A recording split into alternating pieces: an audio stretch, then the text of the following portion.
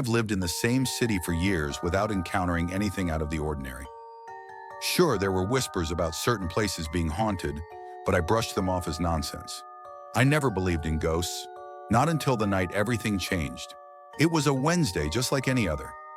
I had gone out for a drink with a couple of friends from work, something we did occasionally to break up the monotony of office life. We spent a few hours catching up, laughing over cheap beer and greasy bar food before heading our separate ways.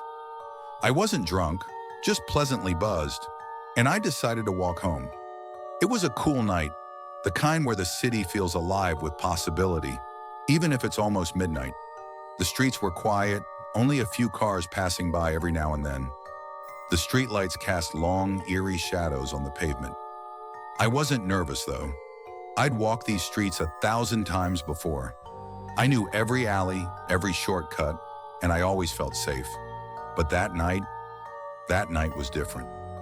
I took a shortcut down a narrow alley. It was quicker, and I was tired, ready to crawl into bed. About halfway down, I heard it. Footsteps behind me. My heart started to race, but I tried to stay calm. After all, it was a busy city. People were always out and about, right? I glanced over my shoulder, expecting to see some late-night reveler heading home, but the alley was empty. A chill crept down my spine. I quickened my pace, my pulse now pounding in my ears. I couldn't shake the feeling that something, was watching me. I looked over my shoulder again, and this time, I saw her. She was standing just a few feet behind me, barely visible in the shadows. At first I thought she was just another woman walking home, but there was something off about her. Her clothes were soaked, clinging to her skin like she had just stepped out of a downpour, though it hadn't rained in days. Her hair was wet too, stringy and hanging over her face. But it was her eyes that sent a bolt of terror through me, wide, empty, and filled with something dark, something angry. I tried to speak, to ask if she was all right, but the words stuck in my throat. Before I could do anything, she vanished, just like that. Gone as if she had never been there. I bolted. I don't know how long I ran for, but I didn't stop until I was safely inside my apartment, the door locked behind me. My heart was still racing, my breath coming in short, sharp gasps. I told myself it was just my imagination, that I'd had a little too much to drink and the shadows had played tricks on me. But deep down, I knew that wasn't true. That night, I barely slept. Every time I closed my eyes, I saw her face. Her eyes, that terrible emptiness in them. By the time morning came, I was exhausted but ready to convince myself it was just a weird, isolated event. It couldn't have been real. Days passed and I tried to put it out of my mind, but I couldn't shake the feeling that something was wrong, like a weight pressing down on me. And then one evening, as I was scrolling through my phone, I stumbled across an old news article. It was one of those cold case stories that pop up every now and then. A woman named Eva had been murdered in an alley just a few blocks from where I'd seen her. The article described how she'd been found, soaked in rainwater, her body slumped against a wall. The date of her death, almost exactly a year ago. My stomach twisted as I read the article over and over again, trying to make sense of it. Was it possible? Could that have been her? A ghost? I didn't want to believe it, but the more I thought about it, the more the pieces started to fit together. I started doing more research, diving into forums and websites I would have laughed at before. I found out that I wasn't the only one who had seen her. Other people, mostly late-night wanderers like me, had reported seeing a woman in wet clothes, standing in the shadows of alleys and dark streets. Some said she was harmless, a sad, lost spirit. But others said she wasn't. They said she was dangerous. It wasn't long before I started noticing her more often. I'd catch glimpses of her out of the corner of my eye when I was walking home late at night. She never came close, but she was always there, just watching, waiting. One night I saw her again. This time, it was different. She wasn't standing far away, hidden in the shadows. She was right there in front of me, her eyes locked onto mine. I froze, my blood running cold. I couldn't move, couldn't speak. I just stood there staring into her dead, empty eyes. She whispered something then, so quiet I almost didn't hear it. "He took everything from me," she said, her voice hollow and distant. "Now I take everything from them."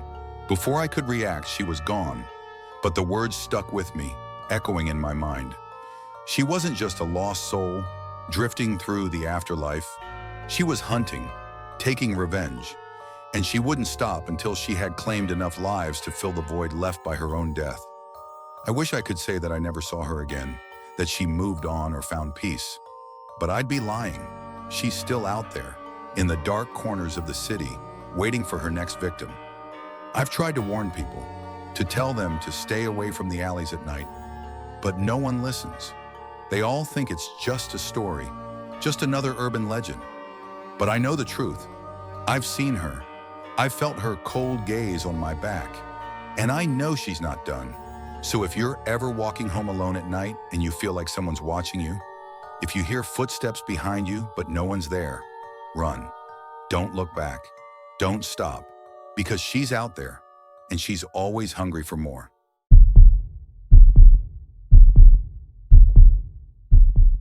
I never believed in ghosts or the supernatural. That was until I moved into my grandmother's old house after her passing. The house, a sprawling Victorian structure, had been in our family for generations, and despite its age, I felt a strange connection to it. The day I moved in, I noticed the unsettling quiet that surrounded the place. My grandmother had always spoken of the house as if it were alive, with its creaks and groans echoing through the halls. I laughed it off at first, but as the sun set and darkness enveloped the rooms, an eerie stillness fell over everything. That night I tried to sleep, but something kept pulling me awake.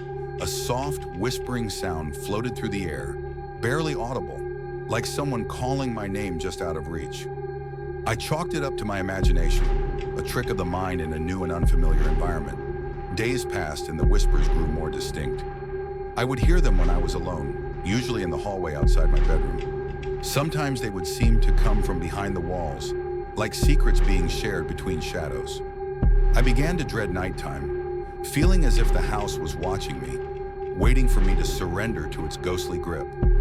One evening, while unpacking old family photos, I stumbled upon a faded picture of my grandmother as a child, standing in front of the house. There was something odd about her expression. She looked frightened, her eyes wide and searching, as if she were aware of something lurking just beyond the frame. I dismissed it, convincing myself it was just a trick of the light. As the days turned into weeks, the whispers escalated. They seemed to take on a life of their own, growing louder and more insistent. It was as if the walls were trying to communicate something to me, a warning perhaps. I often found myself standing in the hall, straining to decipher the hushed voices that danced just beyond my understanding. One night I decided to investigate. Armed with a flashlight, I crept through the darkened house, the beam of light cutting through the shadows. The air felt thick, charged with an unsettling energy. As I approached the old creaky staircase, the whispers became a cacophony, swirling around me, urging me to go upstairs.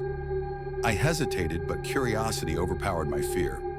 I climbed the stairs slowly, each step echoing ominously in the silence. At the top, I found myself in a long, narrow hallway with doors lining both sides. I felt drawn to the last door on the left, a room I had never entered before. With trembling hands, I turned the knob and pushed the door open. The room was dark, curtains drawn tight against the world. As I stepped inside, the temperature dropped. I could see my breath misting in front of me. The whispers were now a low, rhythmic chant, filling the room with an almost palpable dread. I fumbled for the light switch, my heart pounding in my chest. As the overhead light flickered on, I froze. The room was empty, save for an old, dust-covered mirror that hung crookedly on the wall. It was large, ornate, and strangely beautiful despite the grime. But it was what lay behind me that sent chills racing down my spine. In the reflection, I saw a figure standing in the doorway. It was a woman, her features indistinct, but her eyes dark and hollow. She seemed to be watching me, her mouth moving, forming words I couldn't hear. I spun around, but the doorway was empty. I was alone. Panic surged through me and I stumbled back, my eyes fixed on the mirror. The figure remained, still watching. I felt a pull, an inexplicable urge to step closer. The the whispers turned into a frantic pleading, begging me to listen, to understand. I approached the mirror cautiously. As I drew near, I felt an icy breath on my neck, as if someone were standing right behind me. The whispers turned into a shriek, an anguished cry that echoed through the room. I spun around again, but still, nothing was there. When I looked back at the mirror, the woman's face was clearer, a twisted expression of sorrow and rage. Suddenly, the lights flickered and went out, plunging me into darkness. The whispers morphed into a chorus of screams, filling my ears with terror. I could feel the air thickening, pressure building around me as the walls seemed to close in. I turned to flee, but the door slammed shut, trapping me inside. I pounded on it, desperation clawing at my throat. The screams intensified, drowning out my own cries for help. I stumbled back to the mirror, and in that moment, I realized the woman was no longer just a reflection. She was pulling me in. My reflection twisted, morphing into something grotesque, and I felt cold fingers wrap around my wrists, dragging me toward the glass. The whispers became clearer, revealing their haunting message. Join us, forever. In that moment, I understood that the house had its secrets, and I was meant to uncover them. I fought back with everything I had, but the pull was too strong. The mirror shattered, glass splintering everywhere, and I felt myself being sucked into the darkness beyond. The next thing I knew, I was lying on the floor of the empty room, heart racing. The whispers had ceased. I scrambled to my feet and fled the house, not stopping until I reached the safety of my car. As I drove away, I glanced back at the house, its windows dark and foreboding. But the whispers never truly stopped. They followed me, whispering in the back of my mind, reminding me that the house was still alive and that I had awakened something within its walls.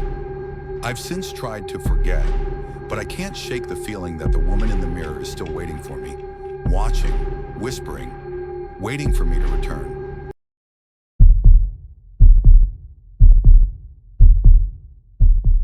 As I stepped and scarred, her eyes burned with a wild intensity that seemed to pierce through me. I'm just here to lolling out for help, but the only response was the jungle's mocking laughter, a cacophony of whispers that taunted my every step.